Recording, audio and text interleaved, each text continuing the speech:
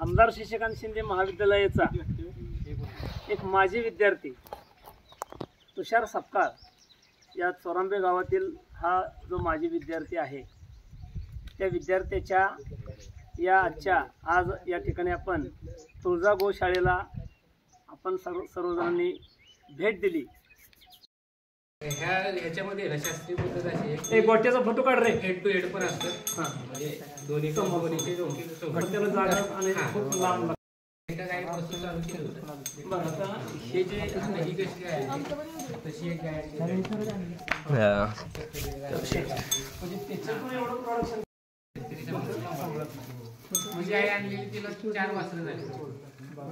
आता जो बैल दाखवला ना तो पहिल्या वर्षी ह्या गायींचं कसं आहे की तुमची अटॅचमेंट किती आहे, आपण फ्रस्ट्रेशन म्हणतो ना, बरोबर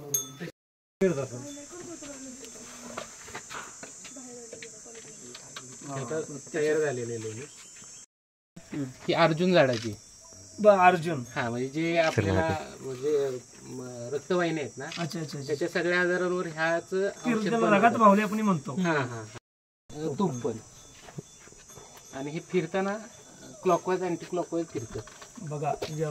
पुत्र भीमसेनी कापूर तूप आणि ब्राह्मी चूर्ण वगैरे वापरतो आपण। बर, 3 घनमीटरचा आपला बायोगॅस आहे। त्याच्यावरती साधारण 13 लोकांचा स्वयंपाक रोजचा सकाळ संध्याकाळचा होऊ शकतो बघा, एवढी त्याची गॅस तयार होते।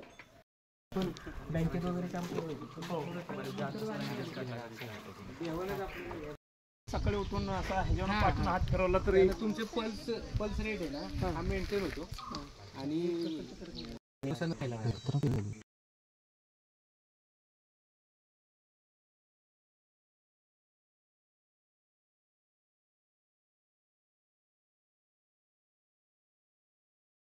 तो व्यवसाय सुरू करत असताना एक सामाजिक दृष्टिकोन समोर ठेवून गायीची त्याला आवड असल्यामुळं गायींचं संगोपन करण्याच्या उद्देशानं सुरुवातीला एक गिर जातीची एक भाकड गाई जी कसाईला जात होती अशी गाई त्यानं आणली।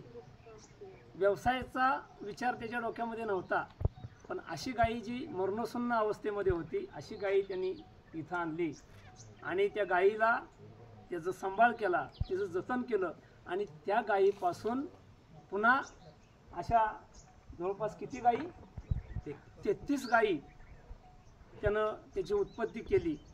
म्हणजे जनावरांच्या प्रती, गायीच्या प्रती त्याचा असणारं प्रेम आणि तिचं जतन करून त्या माध्यमातून आज 33 गायी या गीर जातीच्या या ठिकाणी एक त्याला चांगलं व्यवसायाचं स्वरूप दिलं।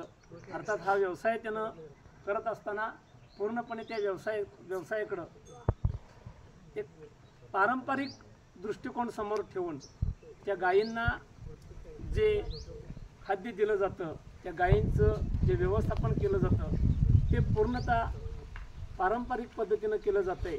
त्या गायीपासून निघणारे जे मिळणारं दूध असेल, त्या दुधापासून तयार केलं जाणारं तूप असेल, त्याचबरोबर त्या गायीच्या शेण आणि मलमूत्रापासून तयार करण्यात आलेलं धूप असेल, अशी वेगवेगळी जी उत्पादनं आहेत ती सेंद्रिय पद्धतीनं घेऊन आणि त्याची विक्री करून चांगला एक व्यवसाय त्यानं उभा केलेला आहे। खरं तर व्यवसाय सगळेजण टाकतात, पण शाश्वत व्यवसाय, चिरंतन टिकणारा एक व्यवसाय कसा असावा तुषारनं हे त्याच्या कृतीतून या ठिकाणी दाखवलेलं आहे।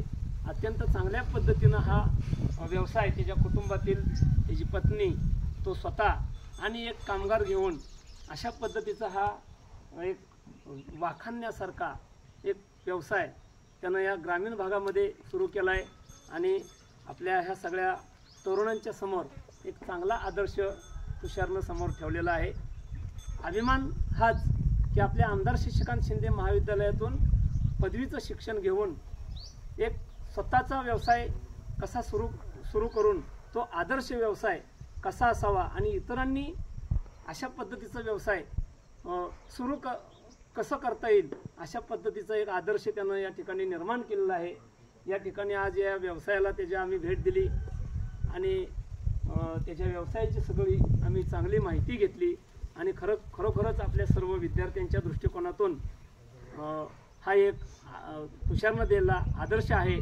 त्याच्या व्यवसायासाठी आपल्या सर्वांच्या वतीनं आपल्या महाविद्यालयाच्या वतीनं शुभेच्छा देऊयात. आणि तुषारनं या ठिकाणी आपल्याला बोलवलं आणि आपलं या ठिकाणी मौलिक असं त्यानं आपल्याला माहिती उपलब्ध करून दिली, त्याबद्दल त्याचं मनपूर्वक आभार. म्हणजे ते आता इथून पुढं ते काय तिची संतती निर्माण करणार नाही. बरोबर. तर अशा वेळेला त्या गायीचं काय केलं जातं? आपण शेवटपर्यंत ठेवतोय गाय. अच्छा, म्हणजे कारण तेव्हा त्यासाठीच तर आपण हे धूपबत्ती गांडूळ ह्याचा काय उद्देशच तो आहे की तुमच्या गायीनं दूध नाही दिलं तरी दुधापेक्षा चांगले पैसे कमवून देईल. तिचं शेण आहे, हो. तिचं शेण, मलमूत्र गोमूत्र आहे, आहे, गोमूत्राचे तिचं काहीच व्हायला जाणार नाही. वारकं पण आम्ही चालू करतोय.